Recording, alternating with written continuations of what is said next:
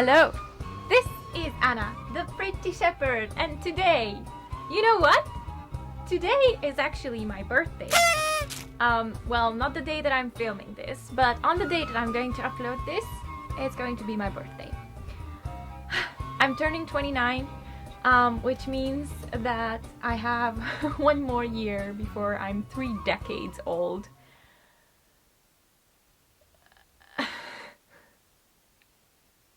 Existential crisis there, sorry.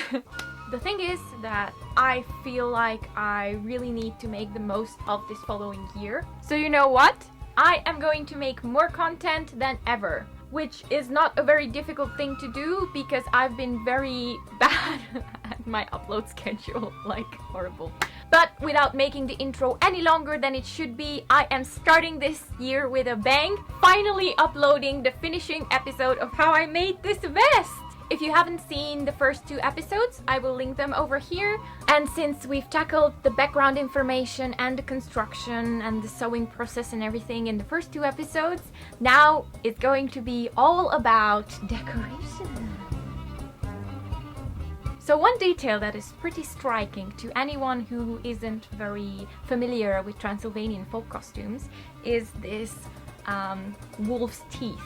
The Van Dyke elements, as some of you called it on Instagram. So this is something actually pretty common in Transylvanian folk costumes. And because of that, I was really happy to see how many of you got excited about it. They use this in a pretty vast area, and there is a large variation of how you can go about it. Now, the way I did it is the most traditional one.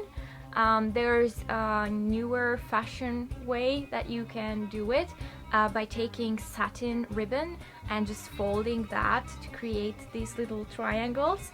But what I did is I cut up the leftover scraps of fabric into thin stripes, and this is actually the only part of my vest that has machine sewn elements. I just couldn't be bothered to stitch these tiny little squares by hand, and it's not like it shows anyway. So yeah, machine sewn. As you can see, I made all of these little squares and turned them inside out, and then just placed them one by one in their little place.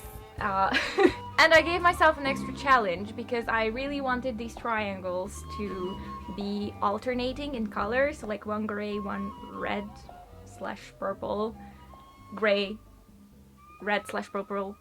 You get the point. I've stitched all of these in by hand, and to be honest, even if you were machine sewing one of these vests, this part over here, especially with the bulky fabric, will need lots of darning anyway, so you might as well do it by hand. So that was the first decorative element that I wanted to talk about here.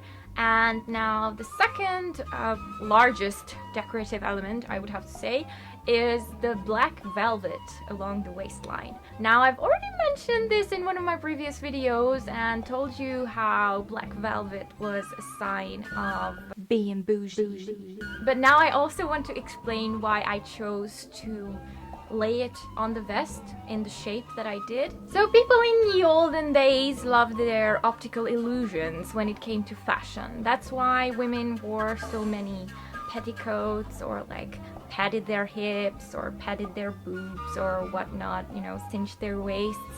The point was to create this hourglass shape which would communicate to their potential male partners that they were, you know, able to reproduce. And color blocking is actually a very neat little trick that fashion designers even nowadays will use.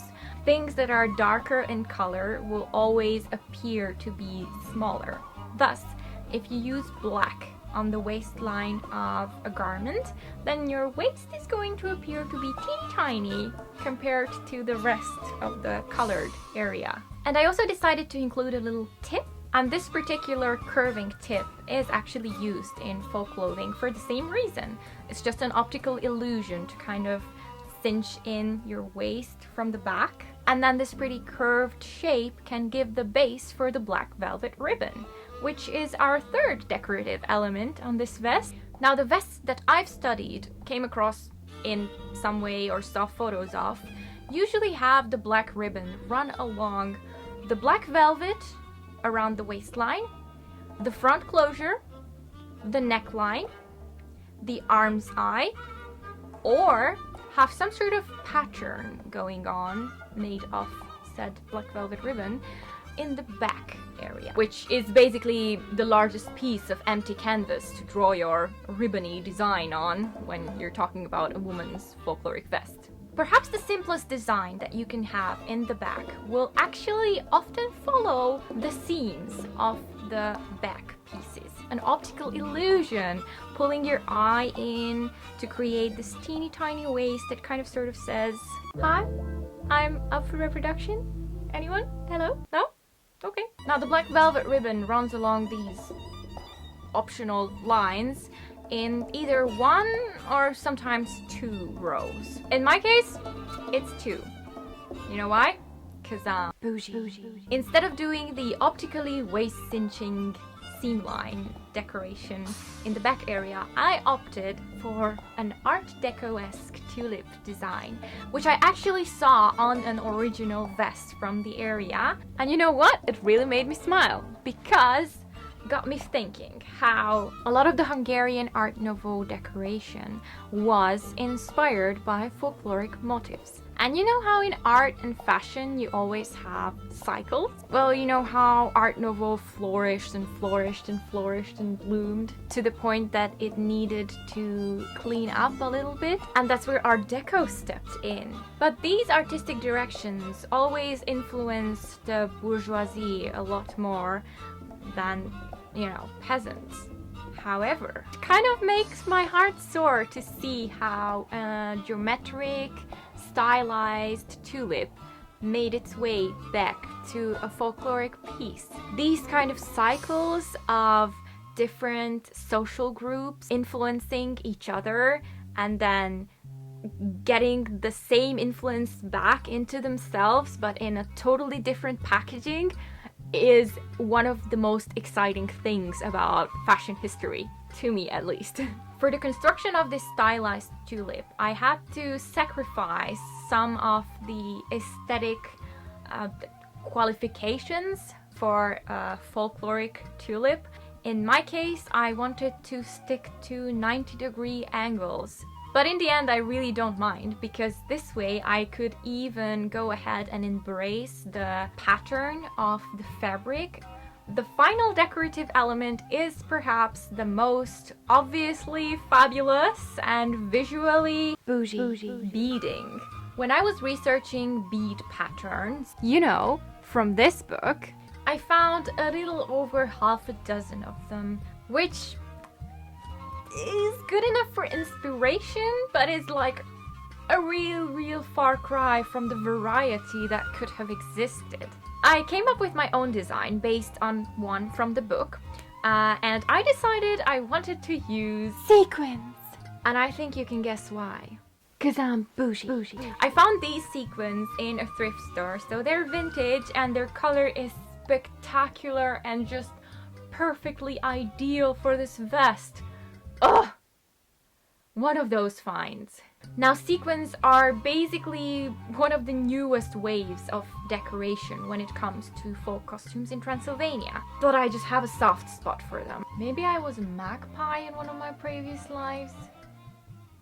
I'll be honest. My favorite part of making this vest had to be these two strips of beads and sequins. It was so therapeutic. I just sat down with my little boxes of beads and sequins and I just stitched away at it. It was just so relaxing. Meditative almost. Up until the point when I run out of my vintage sequins. What to do? Okay, I lied. I did not run out of vintage sequins, but I realized that I had way too few to be able to finish the second strip. So what I came up with is to have half of the sequin pattern be black and then the other half can still be the vintage one. And hopefully I'm going to have enough, fingers crossed. I decided to do 3 vintage sequins and then 3 black ones and alternate. Now this look also creates a little bit of a callback to the wolf's teeth on the neckline, because it creates this little zigzag shape, which I'm kind of happy about. So, turns out, running out of the colored sequins was actually a blessing in disguise. And guess what? I had enough vintage sequins to the dot. When I needed the last one, I reached into my sequin bowl and I just took the last one. That was the last one. Like, wow. And that completes my vest. Incredible. Such a varied palette of design and decoration elements, and they are all authentic, all folkloric.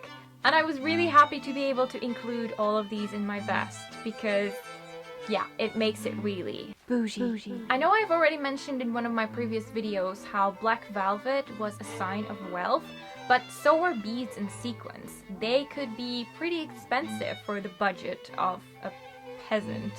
And I really think that perhaps now is a good time to go into more detail and explain to you why it could have been, for instance, important for parents to be able to dress up their daughters in the blingiest of attires that they could come up with from their own little pockets. Finally, peace and quiet.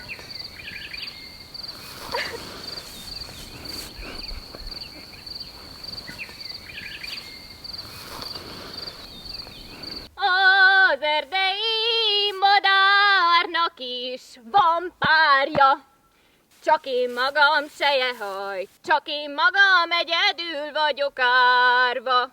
Where was I? Of course.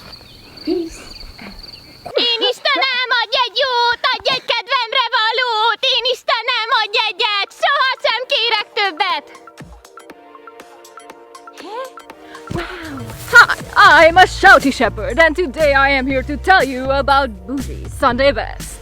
I can see that you are clearly a man who is trying to get rid of, wed off your daughter. And what better, quicker, or costlier way than with the Boogie Sunday Vest? Boogie Sunday Vest now includes black leather boots, crisp silk apron, the all-time classic Transylvanian Folk Costume Vest in the colorway all decked up and the church is where I go, silk fringed kerchief, jewelry, more jewelry, and let's not forget another big-ass fringed kerchief. Thanks, Shouty Shepherd. Now I feel really... what's the word? Bougie. And now I can finally find the man of my dreams in church this Sunday. And I can finally go back to quietly tending to my cows. Wait, where are my cows?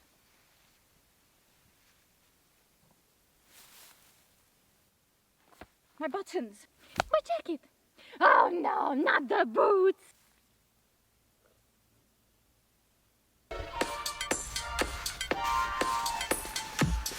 And this is how Boogie Sunday Vest can change your life for the best.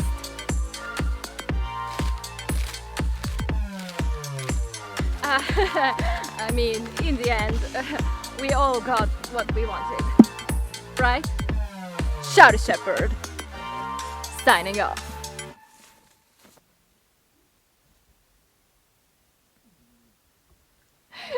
But seriously, attire in these olden times was able to communicate a great lot of things.